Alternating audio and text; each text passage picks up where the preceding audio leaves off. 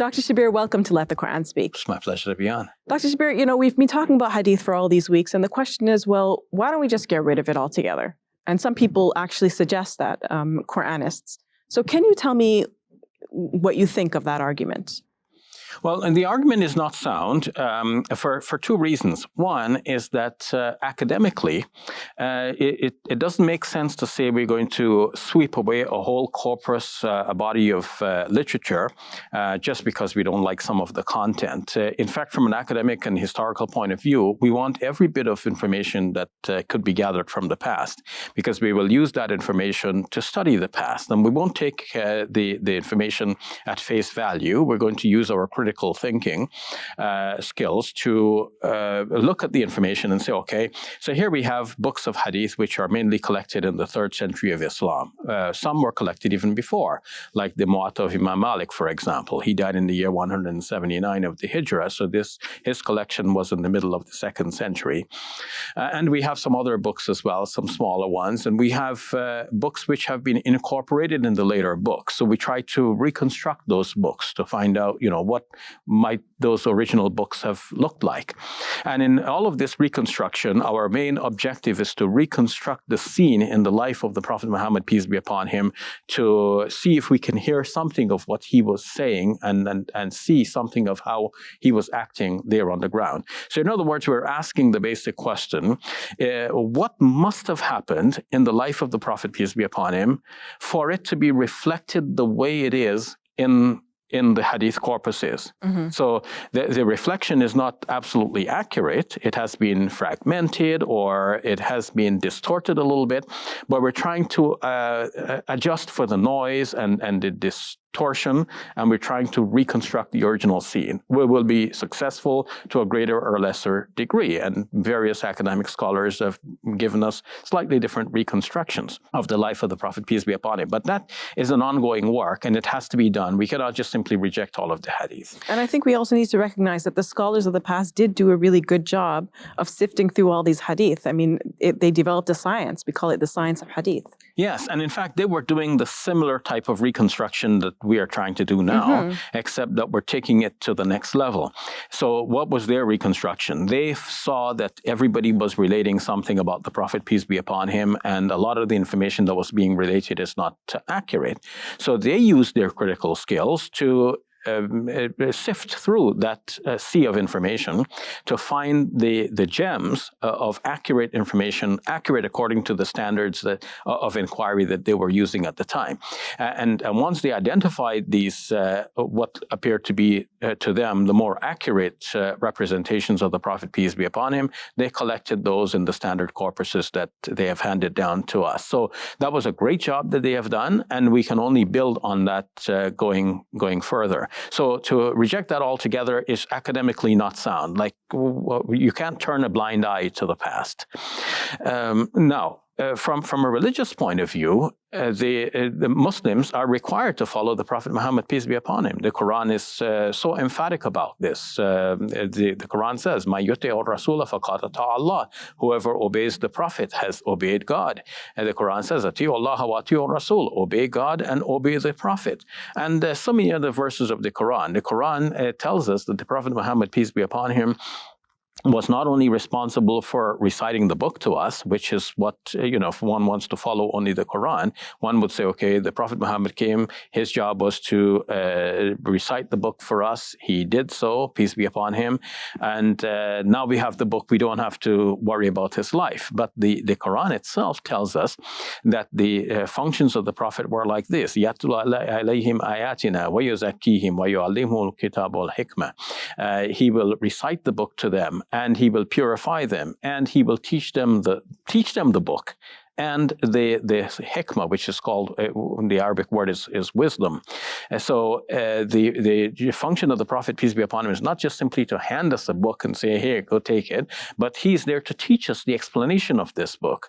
In the 16th chapter of the Quran, the 44th verse, God says, وَأَنزَلْنَا إِلَيْكَ الذِّكْرَ لِتُبَيِّنَ لِلنَّاسِ مَا نُزِّلَ إِلَيْهِمْ. We have revealed the reminder to you so that you may explain to humankind what has been revealed revealed to them. So where would the explanations of the Prophet Muhammad, peace be upon him, be found? They are his sayings, which are collected in the books of Hadith. So you have the Quran and you have the explanation given by the Prophet, peace be upon him. They're not one and the same thing.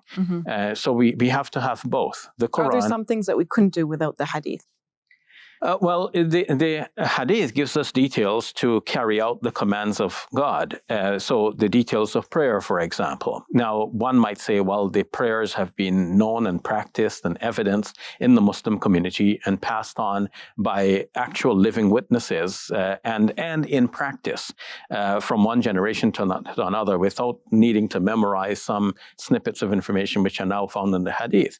But lo and behold, the snippets of information found in the Hadith is actually, they mirror what the community knew to be the faithful practice of the prayer as the Prophet, peace be upon him, had demonstrated it in his own life and as the Muslims had been praying all their lives from one generation to another. So this is another way of encapsulating that same information. Otherwise, 1400 years later, we're now in the year 1442 of the Hijrah, some 1431 years after the death of the Prophet Muhammad, peace be upon him, how would we know how he actually prayed? You can say, okay, but we know it because it's been passed on from generation to the generation. But how do we know it has not evolved over the centuries? By going to the corpuses of Hadith, we can see a snapshot of how Muslims prayed, at least in the 3rd century, because that's what they were saying is the way of validly praying, as recorded in the books of Hadith. And we can project back and say that they must have got this information from a previous generation. And so with such critical work, we can reconstruct what the prayer must have been like in the time of the Prophet Muhammad, peace be upon him. So that is valuable information, and that is needed in order for us to carry out the commands of the Quran. Otherwise, everyone would build on the Quran or whatever they fancy, because the Quranic language is often very imprecise, elusive, and it assumes that people know something, and it doesn't bother to describe what it is that people ought to know. Should I give you another example on that? Sure. Yeah. So the Quran in the 62nd chapter tells us, إِذَا نُودِيَ لِلصَّلَاةِ مِنْ يَوْمِ الْجُمْعَةِ فَاسْعَوْا إِلَىٰ ذِكْرِ اللَّهِ وَذَرُوا الْبَيْعَ. When the call is made for prayer on Friday, you should leave off your trade and hasten to the remembrance of God. Now, it seems to presume that there is a call to prayer. Now, nowadays, of course, all Muslims know that there is a thing called the call to prayer, the adhan, which is pronounced before the prayer starts. Even non-Muslims know this, because if a television camera, turns its attention to the Middle East, then you will see domes and you will hear, the sound of the call to prayer. So the call to prayer is well known, but the Quran does not describe the call to prayer, and doesn't tell you this is how you make the call to prayer. How do we know what a call to prayer is? We go to the books of Hadith, and they describe how the earliest Muslims performed this act, which is called the call to prayer. So, Dr. Shabir, you mentioned that scholars are engaging in this sort of work. Which scholars are engaging in this work, and what sort of analysis and evaluation are they doing? Well, on the one hand, there are the academic scholars, such as Andreas Gorky, Harold Motzky, and many others, who are putting their critical skills to the task of sifting between hadiths and finding out how far back we can trace these narratives. And sometimes the narrative itself as a whole may be like, they say, a rolling stone gathers no moss, but a snowball will actually gather more stuff as it goes on. So thinking of it like as a snowball, what must have been the original snippet of information that is actually genuine, that core, and then how did it evolve eventually, what more was added to it. Sometimes somebody adds a line of explanation, and that explanation comes to be incorporated as if it was the actual saying of the Prophet, peace be upon him. So they're doing this work to try to retrace that original core. Muslim scholars as well are working on the scene. Recently, there was an Albanian scholar who became famous internationally, and Nasiruddin referred to as the Albanian, Al-Albani. And he did a lot of critical work on this, but he focused mainly on the chain of narratives, of narration, narrators, because he also followed that line of thinking, which is quite traditional, which does not give much emphasis to reason. But there are other scholars who are pursuing the reasonable line as well, and suggesting that we need to look at the reasonable content of hadith. Among them, we have recently Taha Jabir al-Alwani from the United States of America. We have Khalid Abu al-Fadl, also in the United States of America. We have Professor Hashim Kamali, from Malaysia. Most recently, there has been a book written also by somebody who studied in Malaysia, Dr. Israr Ahmad Khan. His book is entitled something like The Authenticity of Hadith, or Authentication of Hadith, Revisiting the Criteria. The Authentication of Hadith, Revisiting the Criteria. He looks at hadiths in a wide variety of categories, and he looks at the way in which these hadiths have content which are objectionable and which could not be credited to the Prophet, peace be upon him, either because they're contrary to the Quran, and we cannot imagine the Prophet, peace be upon him, saying something contrary to the Quran, or they are hadiths which have content which are contrary to history, like it says that this incident took place when this person was a Muslim, and we know from other important historical snippets that this person was not a Muslim at the time when this information occurred.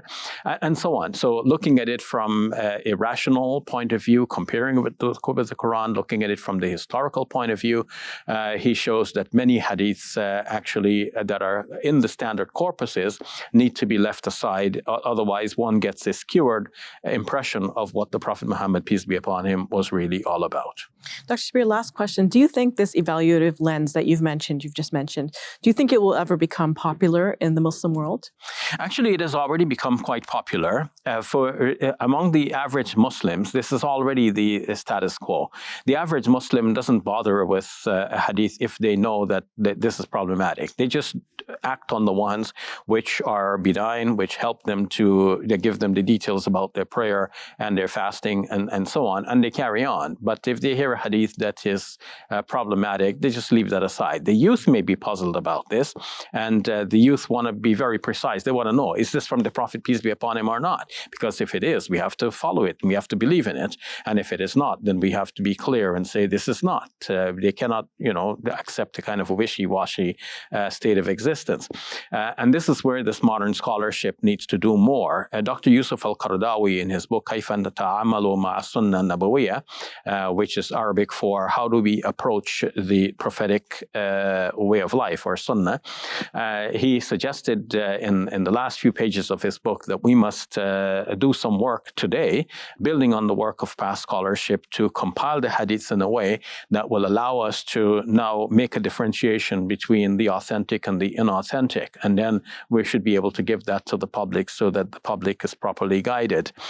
Professor Hashim Kamali takes this further and says that we need to scrutinize the text of the hadith as well for its reasonableness. And I believe that this is a work that needs to be done at the scholarly level as well. Otherwise, the youth will remain in this state of quandary, and they will become victims to others who are bringing a contrary message, and they're confusing the youth and saying, look, your religion entails ABC because the hadiths say so, but I don't think you can believe ABC, and therefore your alternative, if you want authentic religion, is to come to ours. People are doing this to the average Muslim, and they're winning some. So the Muslim scholarship needs to step up to the batting plate and save the Muslim youth by preparing such works that will help the Muslim youth to differentiate between what we need to believe in and accept as Muslims, and what we do not need to accept, and what seems to be questionable.